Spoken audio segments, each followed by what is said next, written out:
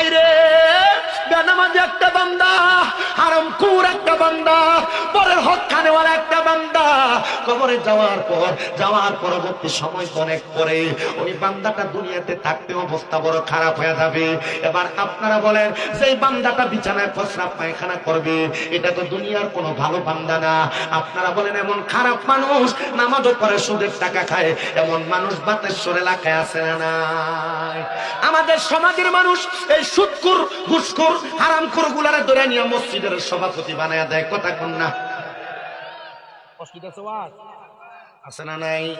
এমন সুদখোর, ঘুষখোর, হারামখোর গুলারে নিয়ে এলাকার মধ্যে সত্তার মাথা বুড়ির দায়িত্ব দেয়। কথা কোন না? আছে না নাই? মানুষের জায়গা দখল করে, পরের হক মেরে মেরে খায়, এমন লোকগুলা সমাজের মধ্যে নেতৃত্ব দেওয়ার কাজ করে। না না না, এদের একটু লজ্জা থাকার প্রয়োজন। বলে, হুজুর কি বলেন, এদের লজ্জা থাকবে? আমার বলে, এ দুনিয়ার ইমামদার, শুনো শুনো শুনো, দুনিয়ার জমিনে কোন ইমামদার যখন ইন্তেকাল করবে, কোন নামাজি যখন ইন্তেকাল করবে, কোন মুত্তাকি যখন ইন্তেকাল করবে, কোন মুসলিম যখন ইন্তেকাল করবে, কোন মুবাদ্দাল যখন ইন্তেকাল করবে, ওই বান্দাটা ইন্তেকাল করার সময় আমার আল্লাহ তাআলা একবার, দুইবার, তিনবার না, আমার আল্লাহ আজরাইলকে 4 বার প্রেরণ করবে। ওই 4 বার আজরাইল বান্দার সামনে আসার পর বান্দার রূহটা আজরাইল নিতে পারবে না। চিন্তা করে দেখেন রে, বাতেশ্বর এলাকার মানুষ, আমার আল্লাহ তাআলার ফেরেশতা আজরাইল আলাইহিস সালাতু ওয়াস সালাম 4 বার আপনার কাছে আসবে, কিন্তু রূহ নিতে পারবে না। যদি আপনি মুমিন হন, মুত্তাকি হন, এবার আপনারা বলেন, আমরা সবাই মুমিন মুত্তাকি হয়া আল্লাহ তাআলার দরবারে আমাদেরকে উপস্থিত করতে চাই কি চাই না? যদি চান বাবা, আমি আমার আলোচনা শুরু করার আগে আপনাদেরকে নিয়ে মুহাব্বত একটু আল্লাহ তাআলার কালামে হাকিমের তেলাওয়াত করব। জবান খুলে মুহাব্বতের আওয়াজে পড়ে না, বিল্লাহি মিনাশ শাইতানির রাজিম, বিসমিল্লাহির রাহমানির রহিম। ওয়ালা তাকুনু কাল্লাযীনা নাসুল্লাহা ফাআনসাহুম আনফুসাহুম উলাইকা হুমুল ফাসিকুন। লা ইয়াস্তাবি আসহাবুন নারি ওয়া আসহাবুল জান্নাহ, আসহাবুল জান্নাতি হুমুল ফাইজুন। ওয়া ক্বালা ফি শান হাবিবিহি ওয়া মাহবুবিহি ওয়া মা'শুকিহি মুখবিরা ওয়া আমিরা, ইন্নাল্লাহা ওয়া মালাইকাতাহু ইউসাল্লুনা আলান النبي يا أيها الذين آمنوا صلوا عليه وسلموا تسليما اللهم صل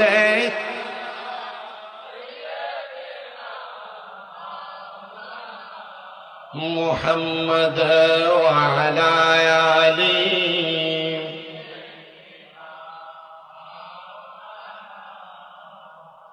আপনারা বলেন, নবীদের উপর দুরূদ শরীফ পড়লে লাভ আছে না? নবীদের উপর স্বয়ং দুরূদ শরীফ পড়েন একজন, তিনি কে? মুহাব্বতের আওয়াজে আরেকবার ডাকবেন আল্লাহ। বলেন, নবীদের উপর দুরূদ শরীফ আদায় করলে খুশি হয় কে?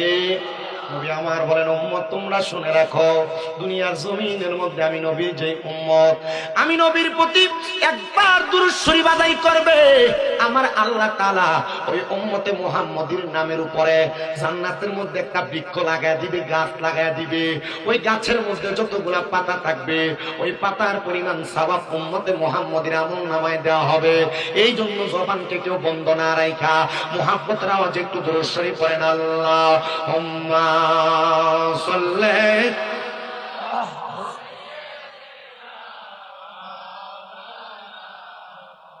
ওয়া আলা আলিহি।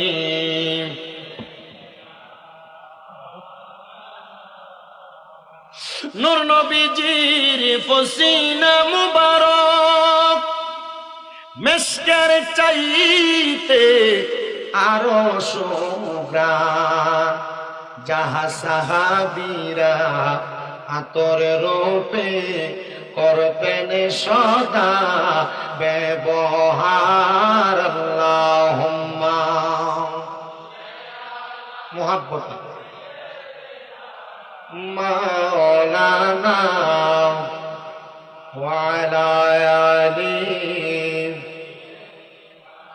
মাওলানা মুহাম্মদ লা ইলাহা লা যিকর লা ইলাহা লা কালমা লা ইলাহা পড়ে আমরা বড় ভাগ্যবান আমরা নবী আল্লাহর মেহমান বলেন আমরা বড় আমরা নবী আল্লাহর মেহমান আল্লাহ দয়া করে করলেন দান আল্লাহ দয়া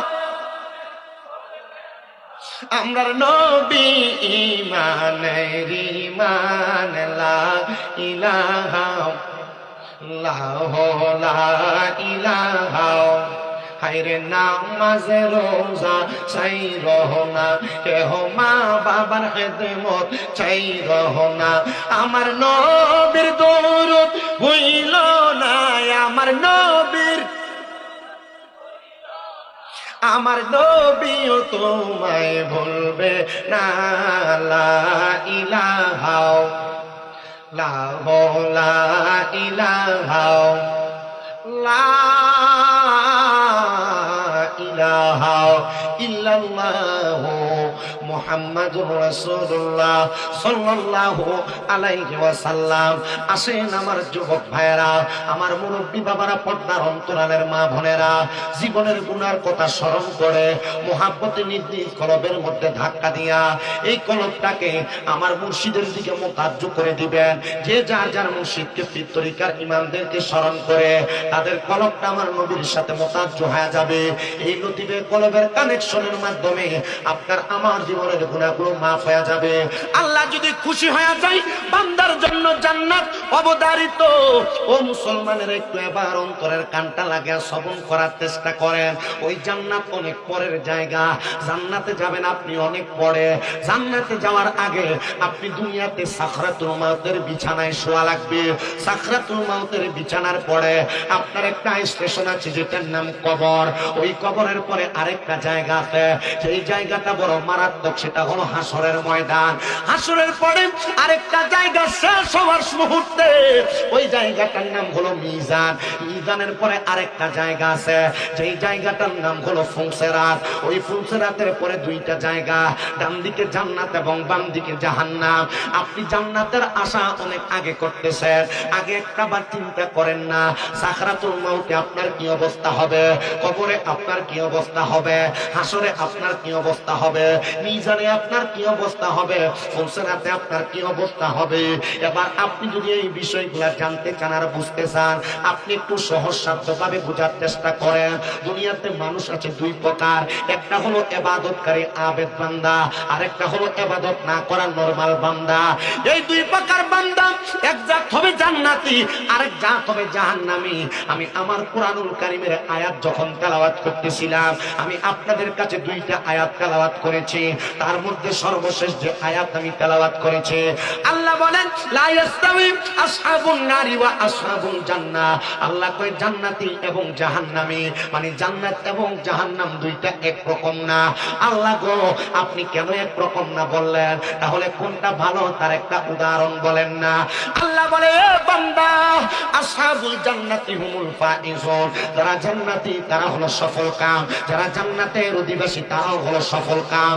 হুজুর, দুনিয়াতে যারা নামাজ আদায় করে, রোজা রাখে, হজ করে, যাকাত দেয়, দান সদকা করে, ইবাদত করে, পরের হক মেরে মেরে খায় না, সুদের টাকা ঘুষের টাকা খায় না, এই মানুষগুলা জান্নাতি হবে।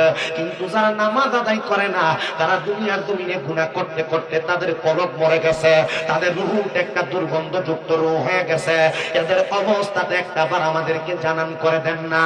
ওই সাকরাতুল মাউতের বিছানায় আপনার সন্তান, আপনার আপনার পাশে থাকবে, আপনার মা আপনার পাশে থাকবে, আপনার স্ত্রী আপনার পাশে থাকবে, আপনার আত্মীয় স্বজন আপনার বন্ধু বান্ধব আপনার পাশে থাকবে। কিন্তু যখন আপনার কাছে আজরাইল আলাইহিস সালাতু ওয়াস সালাম হাজির হয়ে যাবে, তখন কিন্তু আপনার সবচাইতে কষ্টের একটা মুহূর্ত। ও মুসলমান, কেমন কষ্টের মুহূর্ত শোনো গো। এমন কষ্টের মুহূর্ত, আজরাইল আলাইহিস সালাতু ওয়াস সালাম সামনে আসার আগে আমার আল্লাহ তাআলা দুইজন ফেরেশতাকে আপনার সামনে সাকরাতুল মাউতের বিছানার মধ্যে পাঠিয়ে দিবে। যেই ফেরেশতাদের চোখগুলা নীল রঙের, দেখায় আপনি ভয়ে বিছানায় প্রস্রাব পায়খানা করে দিবেন। হায়রে যুবক, এ বাতেশ্বর পদুয়ার পাহাড় এলাকার, আজকে এই বাতেশ্বরের মহিষপুকুরি এলাকার আশেপাশে এলাকার যুব সমাজ আপনারা যারা যারা বয়ান শ্রবণ করতেছেন, একটা বার অন্তরের কানটা লাগিয়ে শোনেন। ওই মৃত্যুর বিছানায় যখন দুইটা ফেরেশতা আপনার আমার সামনে চলে আসবে, ওই ফেরেশতাদেরকে দেখা বান্দা ভয়ে বিছানার মধ্যে প্রস্রাব পায়খানা করে দিবে। হায়রে বেনামাজি একটা বান্দা, হারামখোর একটা বান্দা, পরের হক খানেওয়ালা একটা বান্দা, কবরে যাওয়ার পরবর্তী সময় অনেক পরে ওই বান্দাটা দুনিয়াতে থাকতে অবস্থা বড় খারাপ হয়ে যাবে। এবার আপনারা বলেন, সেই বান্দাটা বিছানায় প্রস্রাব পায়খানা করবে, এটা তো দুনিয়ার কোনো ভালো বান্দা না। আপনারা বলেন, এমন খারাপ মানুষ নামাজও পড়ে সুদের টাকা খায়, এমন মানুষ বাতেশ্বর এলাকায় আছে না নাই? আমাদের সমাজের মানুষ এই সুদখোর, ঘুষখোর, হারামখোর গুলারে ধরে নিয়ে মসজিদের সভাপতি বানায় দেয়। কথা কোন না? আছে না নাই? এমন সুদখোর, ঘুষখোর, হারামখোর গুলারে নিয়ে এলাকার মধ্যে সত্তার মাথা বুড়ির দায়িত্ব দেয়। কথা কোন না? আছে না নাই? মানুষের জায়গা দখল করে, পরের হক মেরে মেরে খায়, এমন লোকগুলা সমাজের মধ্যে নেতৃত্ব দেওয়ার কাজ করে।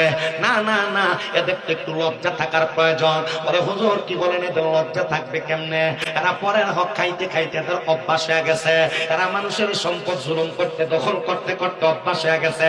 না, যদিও শুরুতে শিরতে দেখতে তাদেরকে মানুষের মতো লাগে, আসলে তারা মানুষ না, এরা মানুষ নামের জানোয়ার। বলে হুজুর এটা কেমন কথা বললেন? আমি বলি না রে, আমি বলি না। আপনার সেই চোখ নাই বিদে আপনি এখনো দেখেন না, আপনি এখনো বোঝেন না। বোঝার জন্য, দেখার জন্য আপনার এমন একটা চোখের প্রয়োজন। আমি আপনাদেরকে সেই চোখ হলে একজন মানুষের কথা বয়ান করে শোনায় দিব। তার আগে আমি আপনাদেরকে শোনাই একটা বেঈমান বেআমল বান্দাটার অবস্থাটা কি হয়, একটু মনোযোগ লাগে শোনেন।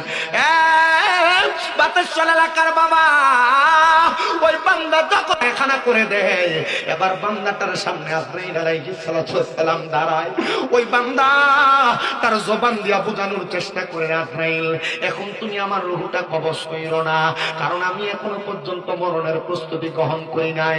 দুনিয়ার মানুষ কোন জায়গায় মেহমান হয়ে গেলে যাওয়ার সময় সামান্য করে কোন হাদিয়া নিয়ে যায়। আমি যে কবরের মধ্যে যাব, আমার কবরের কোন সামান দেরি হয় নাই, আমার একটু সময় দাও, আমার একটু সুযোগ দাও। না না না, তখন কোনো সময় দেওয়া হবে না। আপনি যখন বান্দার দিকে তাকাইব, বান্দা যখন কথা বলার চেষ্টা করব, ওই বান্দার দুই দাঁতের চোয়ালের মাঝখানে বান্দার জিহ্বাটা আটকা পুরা কামড় পুরা যাইব, বান্দা বড় কষ্ট পাইব।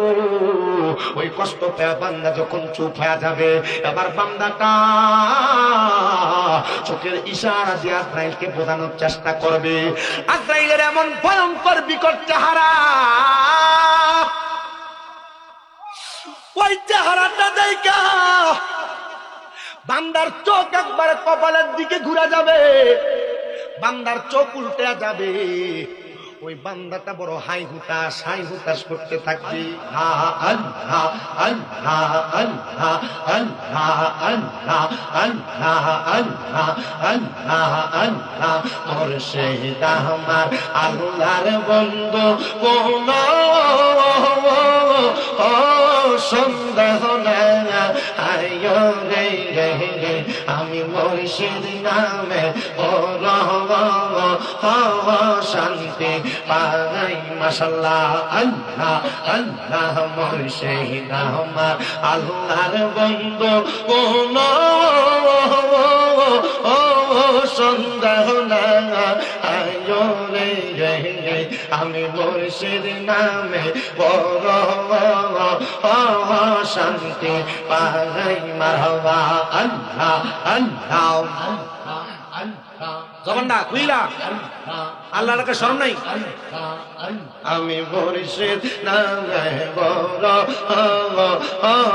শান্তি পাই মারহাবা আল্লাহ আল্লাহ।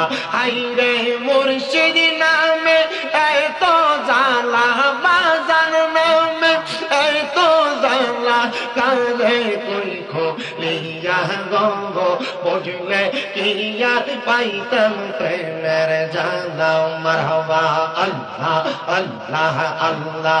একদিন নিয়া যাইবা ইমানদারবা নাইয়া নিও নবীজির প্রেম ইমানের মূল সবাই বোঝার তৌফিক দিও মাশাআল্লাহ আল্লাহ আল্লাহ আল্লাহ। একদিন নিয়া যাইবা ইমানদারবা নাইয়া নিও নবীজির প্রেম ইমানের মূল সবাই বোঝার তৌফিক দিও মাশাআল্লাহ আল্লাহ আল্লাহ আল্লাহ। কবরে পরীক্ষা হবে নবীজিকে দেখাইবে যে নবীকে না চিনিবে জান্নাত পাবার আশা নাই ও মারহাবা আল্লাহ আল্লাহ আল্লাহ আল্লাহ। একদিন নিয়া যাইবা ইমানদারবা নাইয়া নিও নবীজির প্রেম ইমানের মূল সবাই বোঝার তৌফিক দিও মারহাবা আল্লাহ আল্লাহ।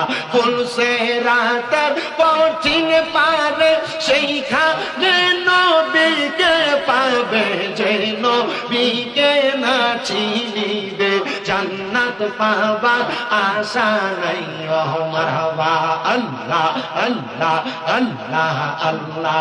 একদিন নিয়া যাইবা ইমানদারবা নাইয়া নিও নবীজির প্রেম ইমানের মূল সবাই বোঝার তৌফিক দিও মারহাবা আল্লাহ আল্লাহ আল্লাহ আল্লাহ। লা ইলাহা ইল্লাল্লাহ মুহাম্মাদুর রাসূলুল্লাহ সাল্লাল্লাহু আলাইহি ওয়াসাল্লাম।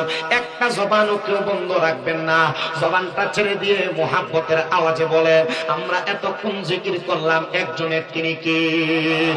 এ মুসলমান ইমানদার, আল্লাহ তাআলার জিকির করার আজকের মাহফিলে আসার মাথার মধ্যে টুপি লাগানোর, শরীরে পাঞ্জাবি লাগানোর, মুখের মধ্যে দাড়ি লাগানোর একটাই মাত্র কারণ। কারণ কি? যদি আপনাকে প্রশ্ন করা হয় আপনি জবাব দিবেন হুজুর একটাই তো মাত্র আশা, নামাজ রোজা হজ যাকাত দান সদকা যত রকমের ইবাদত, এই সকল ইবাদত আমরা করি মহান রবকে খুশি করার জন্য, রবকে খুশি কইরা জান্নাতে যাওয়ার জন্য।